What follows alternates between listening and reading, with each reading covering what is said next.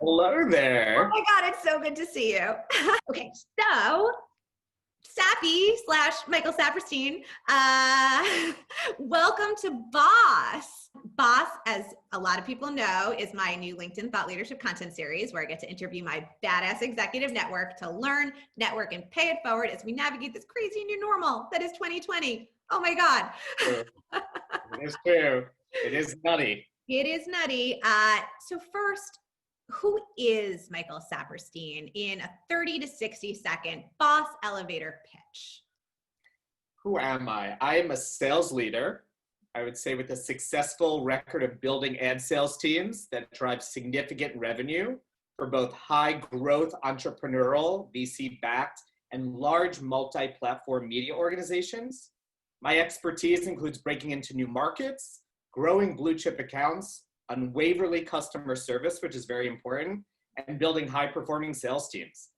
Wow, you are a boss. I love that. I love that all. There's growth, there's money, there's relationships, there's clients, there's everything in there. All important. All of the important things and more. So let's take it back. How did we meet? How do we know each other? How did we meet? We met at CES, and we met delayed on a flight, which I believe it was a 6 a.m. flight, so I don't think any of us slept the night before. And our flight was delayed for a few hours, and a few of us in the industry decided to get breakfast together when they gave you some meal tickets. Mm-hmm. And we sat down and just started to have a conversation on how we could kind of put our minds together to help move our business forward and to help other people who are less fortunate than we are, which was really exciting. That was probably one of my favorite moments, hands down, of that CES a few years ago, just getting that amazing group together.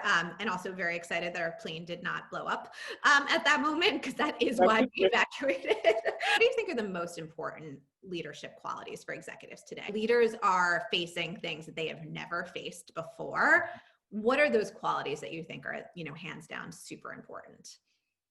I would think integrity is important, empathy right now, communication, self-awareness, gratitude, and I would say learning agility. Yeah.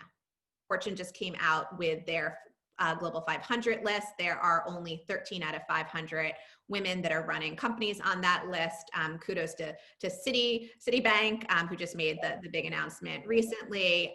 There are no women of color on that list. Speak to me about these stats. Clearly disappointing and not okay. How do we push the world? How do we think about this? Clearly there's no magic bullet answer, but how do we push the world to do better? I mean, it is jarring to hear those numbers, and I think it starts out, from schooling around just recruitment from the very beginning, and making sure that, especially in our industry, we are thinking about diversity, not only in regards to race, religion, and sexual orientation, but also your background and how you're thinking, and going to a wide range of colleges, even starting in high schools, to be honest. And really getting to help these students really explore their passions, which are really important. And from there, once you're getting into the job market, again, really thinking about that diversity and making sure that we're training all of these people, especially women of color, who didn't necessarily have the opportunities to properly network or be in training programs, and making sure that we're helping them take part in these types of initiatives. Tell me about one of your passion projects or something that you're working on. I know you do so much to give back and just be really thoughtful. What can you share with the Boss audience? Well, it's interesting that you mentioned just diversity, equity, and inclusion, because that is something that is passionate to me. And within Google, and specifically with the Waze family, I am now part of the DEI committee at Waze, making sure that from the moment you walk in the door, you feel a sense of family and importance, and that your voice matters. And that's something that I take pride in, and I'm excited to be a new member of that committee. Another thing that I think is really important, just talking about, again, the sense of family and networking and making people feel inclusive, is mentorship program. And so there's some of our junior sellers within the organization that aren't necessarily full-time employees, that are contract employees, that don't necessarily get the same training programs as other full-time employees do. So I've created kind of a mentorship program to help some of these junior sellers excel. And so when they have the opportunity to convert to a full-time employee, they're set up for success. That's great. And that actually kind of takes us into a little bit of the next question too. So we know that we're in the middle of a global world crisis. A lot of companies have done furloughs and layoffs. There were individuals that were looking before this. There's just a lot of people who are trying to figure out how to get a paycheck right now, right? Or just, make ends meet day to day. What are some tips from your perspective?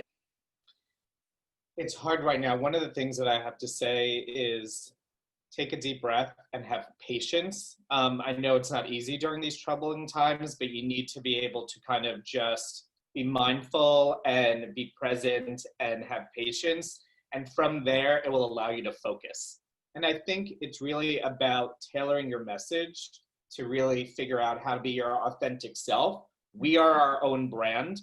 So how do you want to market yourself? Do you have any advice for individuals who want to be in sales careers? Networking is so important. And you mentioned about not being fearful. It's really not being fearful and being thoughtful about putting yourself out there, finding people who you feel have a great track record or working for companies that inspire you or things that they say excite you, and reach out to them and find commonality, find things that you might be able to talk about. Also, sales, what sales looks like right now, I imagine is very different for you. And I know that it's been for me, just in terms of there's not in-person cocktails that you're, doing deals over CES at, right?